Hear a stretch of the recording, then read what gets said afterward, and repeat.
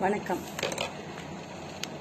இப்போ நாம பேசும்போது பேசும் வார்த்தைகள் எப்படி வெளியில வருது அப்படின்னு பார்த்தா, மனசுக்குள்ள இருக்கிறது தான் பிரதிபலிப்பா வெளியில கோபத்துல வருது.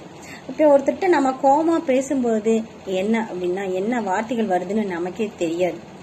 ஆனா அது உள்ள மனசுக்குள்ள இருந்துதான் அந்த வார்த்தைகள் வெளியில வரும். ஆனா நாம என்ன சொல்லுவோம், நீ எதுவும் நினைச்சுக்காத, தப்பா நினைச்சுக்காத, நான் ஏதோ கோவத்துல பேசிட்டேன் அப்படின்னு நாம சொல்லுவோம். அங்கதான் நீங்க நல்லா கவனிக்கணும்.